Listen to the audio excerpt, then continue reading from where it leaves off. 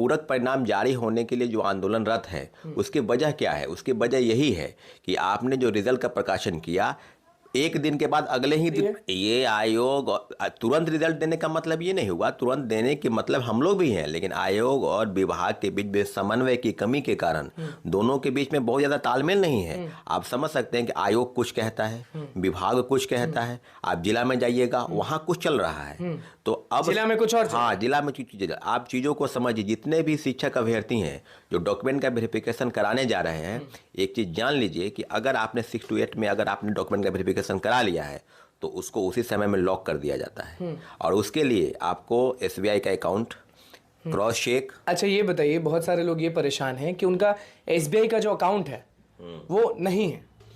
ये तो मेरा भी नहीं है अकाउंट, कई लोग नहीं, कई लोगों का नहीं होगा अकाउंट। इसका ये मतलब थोड़ी हो गया, उसको समय दिया जाता है कि 15 दिन में अकाउंट खुलवा लीजिए, या किसी दूसरे बैंक का भी है तो कीजिए। आसानी होता है या क्या होता है, लेकिन इतना जरूर है, जितने भी शिक्षक अभ्यर्थी सुन रहे हैं, प्रथम फेज की बहाली की जो समस्या है, आज सेकेंड फेज की बहाली में वही आंकर अटक गई है कि अगर आप एक जगह डॉक्यूमेंट का वेरिफिकेशन कराए, मान लीजिए, और फिर उसके बाद रिजल्ट उसका 9th में आ गया, तो सोचेगा ना कि हम वहां। लेकिन अतुल प्रसाद, मैं यहाँ टोकना चाहूंगा आपको, अतुल प्रसाद ने कल ट्वीट किया है, आपको मालूम होगा कि अतुल प्रसाद ने रिक्वेस्ट किया है कि देखिए जितने भी शिक्षक अभ्यर्थी हैं वो वेट कर लें, अपना सारा रिजल्ट्स देख लें, उसके बाद जब डिसाइड कर लें उसके बाद डीवी करें। तो आप कैसे कह सकते हैं कि ये सब है? देखिए, ये पहले ही, ये 2 दिन पहले ही जब रिजल्ट का प्रकाशन हुआ था, आपको याद होगा, हमने भी इस बात का जिक्र किया था कि ये अतुल प्रसाद जी BPSC चेयरमैन की तरफ से होना चाहिए कि आप छात्र अभ्यर्थी अगर कोई 11वीं 12वीं का परीक्षा दिया है, जाहिर तौर पर वो 11वीं 12वीं को ज्वाइन करेगा, वो अवेटिंग रहेगा कि मेरा रिजल्ट अगर आ जाता है तो हम ज्वाइन करेंगे। निश्चित रूप से सभी चीजों पर हम सारे शिक्षक अभ्यर्थियों के साथ है कि अगर आप तीनों जगह काउंसलिंग करा लेते हैं, ज्वाइन तो एक जगह करेंगे, वो जो 2 सीट है वो सीट वैकेंट रखेंगे, और इसी चाल की बाजीगरी में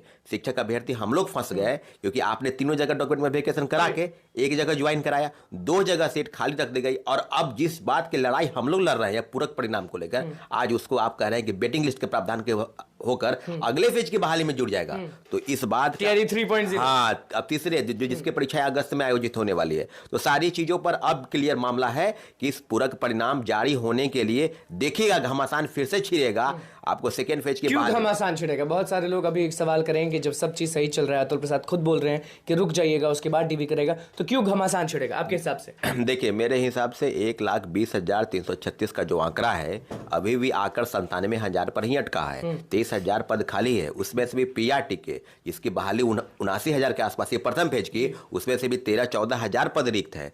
तो जब रिक्त पद है तो इसके लिए विभाग और शिक्षा विभाग और BPSC बात क्यों नहीं करती है? पूरक परिणाम के लिए क्या सरकार से आप परमिशन नहीं ले सकते हैं? क्या हम लोग लगातार प्रदर्शन करते रहेंगे? सारी चीजों पर BPSC अगर कहती है कि चैप्टर क्लोज हो गया, तो इस बात से सारे शिक्षक अभ्यर्थी नाराज है। हम लोग चैप्टर क्लोज नहीं किए हैं। आपको पता होगा कि 2 दिन पहले ही हम लोग गर्दनीबाग धरना स्थल पर बैठे, और विभिन्न जिलों में जितने भी शिक्षक अभ्यर्थी हैं पूरक परिणाम को लेकर, आप एक बात बताइए, जिनका एज समाप्त हो गया, क्रॉस कर गए एज को, क्या उनके पास कोई दूसरा रास्ता बचा नहीं है? वो कट ऑफ को पार कर चुके हैं या कट ऑफ के पास हैं, तो क्या पूरक परिणाम पर उनका अधिकार नहीं? ये BPSC चेयरमैन को स्पष्ट करना चाहिए था कि पूरक परिणाम किस तरह से 10,000 लोगों ने डॉक्यूमेंट का वेरिफिकेशन नहीं कराया, वो पूरक परिणाम वो सप्लीमेंट्री रिजल्ट में जाएगा, न कि वेटिंग लिस्ट में जाएगा। इस सारी चीजों पर BPSC के OMR शीट के लिए घमासान छिड़ी हुई है कि OMR जल्दी दें ताकि हम लोग मिला पाए। हाँ, तो ये बात तो पहले भी थी ना, प्रथम पेज के बहाली में भी सारी प्रक्रिया जब सबका रिजल्ट सेम चीज रिपीटिशन हो रहा है। हाँ, सबका रिजल्ट आ गया, तब आप OMR सीट का वो मिलान कर रहे थे कि हम लोग को मिलाएंगे कि मेरा कितना आ रहा है।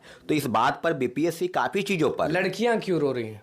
देखिए, लड़कियों के मामले में जो हम तक जानकारी आई है कि जो रिजर्वेशन का आंकड़ा है उसको वो फुल ठीक ढंग से नहीं करा पाए हैं। 35% आरक्षण बिहार की महिलाओं को होना चाहिए, जिसको मुझे लगता है कि ओपन कर दिया गया है। कट ऑफ हाई जाने के पीछे कई कारण हैं। आपने डोमिसाइल नीति को समाप्त कर दिया, लाखों की संख्या में अभ्यर्थी दूसरे प्रदेश के आए, दूसरा कि आरक्षण का जो लाभ है वो बिहार के महिलाओं को न मिलकर दूसरे प्रदेश के महिलाओं को भी मिला, और कई चीज़ें ऐसे हैं कि बिहार में बड़े पैमाने पर शिक्षकों की बहाली हो रही है, इसमें नो डाउट।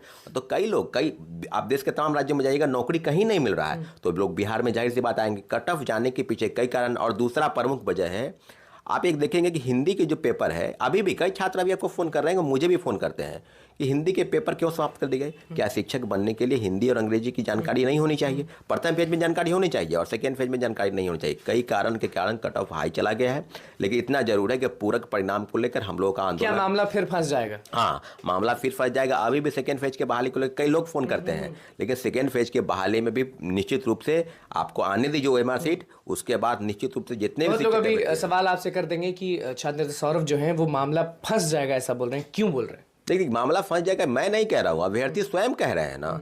आप अभी जिलों में चले जाइएगा, क्या तो उम्मीद नहीं है आपको ये अतुल ना- प्रसाद से? नहीं, अतुल प्रसाद जी से उम्मीद है, लेकिन अब शिक्षक अभ्यर्थी आपकी सब बातों पर भरोसा नहीं करते हैं, क्योंकि कहीं ना कहीं आप अपने बात से पलटे हैं। पूरक परिणाम को जो जारी करने चाहिए, आपने कहा था 25 अक्टूबर के दिन ड्रॉप आउट को बाहर करेंगे, फर्जी वाले उनको TRE बाहर 1.0 की बात करें। हाँ, TRE 1.0 में आपकी बात पर किसी भी शिक्षक अभ्यर्थियों को जब भरोसा नहीं रहा, तो वही शिक्षक अभ्यर्थी सेकेंड फेज की बहाली और तीसरे फेज अभी की 144 धारा लागू है अभी PSC आयोग के बाहर, वहाँ कोई भी लोग जाते हैं और कैमरा निकालते हैं फिर कुछ भी करते हैं तो उनको भगा दिया जाता है। हाँ, निश्चित रूप से उनका कहना है कि हम रिजल्ट का प्रकाशन कर रहे हैं। रिजल्ट का प्रकाशन करें तो कहाँ कोई दिक्कत है, लेकिन जब किसी को प्रॉब्लम होगी, प्रॉब्लम क्रिएट होगा, तो जाहिर सी बात है BPSC ऑफिस के पास जाकर अपनी बातों को रखेगा, चाहे एप्लीकेशन के माध्यम से, चाहे प्रेस के माध्यम से। लेकिन इतना जरूर है कि अगर किसी को चाहते हैं कि आप चुप करा दे, आंदोलन न करने का आप दबाव बनाकर धारा 144 लगाकर, तो ये बात भूल जाइए। लेकिन शिक्षक अभ्यर्थी अभी रुके, सारा रिजल्ट देख लें, उसके बाद DV कराने जाए, नहीं तो पेंच फंस जाए। ये हम 2 दिन पहले भी कहे थे और चेयरमैन सर ने ट्वीट करके स्पष्ट कर दिया कि आप पूरक परिणाम की जो घमासान की लड़ाई फिर छिड़ने वाली है, उसकी जो तैयारी है आप न करें। आप तीनों रिजल्ट का वेट कर ले और तब जाकर डॉक्यूमेंट का वेरिफिकेशन कराए, काउंसलिंग करा ले, ताकि जैसे ही आपके एक करा लेते हैं वहां लॉक हो जाता सबसे है। बड़ा खेला शिक्षक अभ्यर्थियों के द्वारा कहा जा रहा है कि TRE 1.0 के नियोजित शिक्षकों को ले लेते हैं, TRE 2.0 के नियोजित शिक्षकों को ले लेते हैं।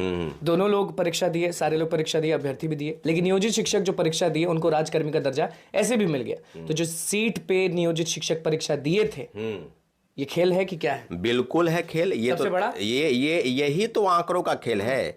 28,800 प्रथम पेज की बहाली में जो सिलेक्ट हुए, क्या उनके जगह पर नए लोगों को मौका नहीं मिलता? क्या BPSC और शिक्षा विभाग इस बात की कमी के लिए माननीय मुख्यमंत्री जी से आग्रह नहीं करती कि अगर राजकर्मी का दर्जा देना ही है, उनके लिए अलग से डिपार्टमेंटल परीक्षाएं भी होगी? सबको पता है 3 बार परीक्षा में बैठना है, उसके लिए अलग कमेटी अपना रिपोर्ट सौंपेगी। अगर फेल कर जाते हैं तो आपको नौकरी से वंचित किया जाएगा। अभी रिपोर्ट आना बाकी है। इतना जरूर है कि 28,800 पहले फेज में, और मुझे लगता है कि उसी के आसपास 30,000 से कम नहीं होने। आंकड़ों का खेल हो गया, राजकर्मी का दर्जा का मुहर लगा। बस राजकर्मी का दर्जा आपको मिलना है, नौकरी वाले नौकरी में ही है, और जो बेरोजगार हैं, जिनको नौकरी की सख्त जरूरत थी, आज सड़क पर आंदोलन के लिए मजबूर है। ये बिहार शिक्षा विभाग और BPSC के गलत जो आयोग का फैसला है। नीतीश कुमार मोहर लगाए राजकर्मी के दर्जे पे, तो आप खुश नहीं हुए?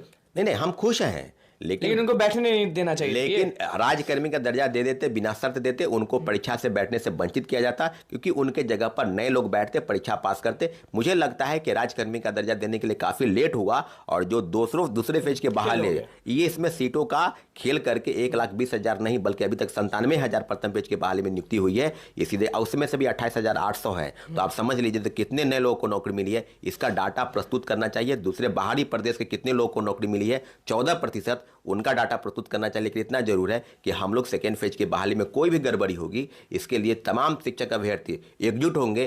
धारा 144 हो, 145 हो, किसी से कोई डरने की जरूरत नहीं है। हम लोग मजबूती से उसके खिलाफ में लड़ेंगे, जरूर लड़ेंगे।